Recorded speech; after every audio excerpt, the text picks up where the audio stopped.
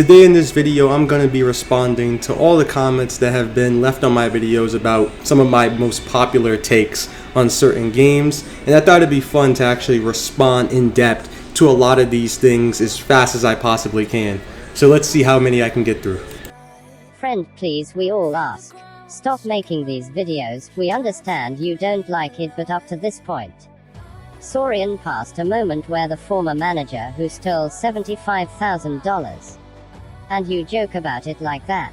Now your videos, we of Saurian Discord publish them to see how people know how to inform themselves that a game does not update for 5 years, but does not know why it does not. No, I understand perfectly why they didn't update the game in all that time. This still doesn't excuse the fact that the game is still in a low quality state. Kinda like if you hit someone's car and then say it wasn't my fault, there was ice on the road.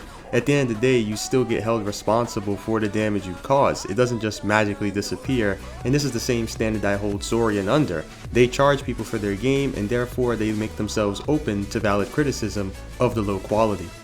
Honestly, most of the game is okay. The dinos have been getting a bit more interesting with the introduction of more abilities being added as of recently, which makes each dino fit into their respective role a bit more, but I do agree with the quests. What I find to be really interesting though is the fact that I have yet to meet a single Path of Titans fan that disagrees with me when it comes to the quest system.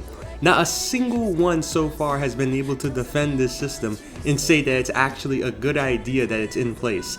I've yet to find it, but I just find it to be funny how even the most die-hard fans have to admit that this is the Achilles heel of the game. The quests are kinda pointless other than reaching adult and obtaining all abilities, but not much to them. They should be a bit more interesting and add something really cool to do during a quest, which me and many others have been wanting rather than being just boring fetch quests. So seeing the quests having more uniqueness like boss fights, raids, or hunting, protecting missions would improve quests and make them very fun to do. I'm not gonna lie, that last girl was about to reach true enlightenment for a second. IDK, I rarely see objective and constructive criticism in the community. Well, that's just obviously a lie. Have you not seen this video from me?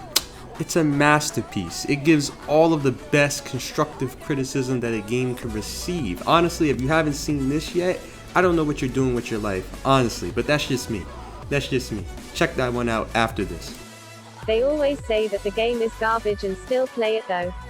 I don't think that the community is filtering criticism at all. Yeah, this is actually a point that we both agree on. They are not allowing criticism to flow through, and that's why a lot of the problems that this game has continues to stay in the game, because no one's addressing the actual fundamental issue. In fact, I only see bad critiques everywhere I go and people never being happy, complaining about anything. Yes, some things in this game could be better, but I am not bored when playing the game and I am mostly happy with the product for now. I think that the devs will treat some of the game's issues in due time. See, the thing is, I actually see the opposite of what you see. Wherever I go, everybody hypes up the game without telling the truth of the bad aspects, which is something that customers need to know before they buy, and I think that's at least fair.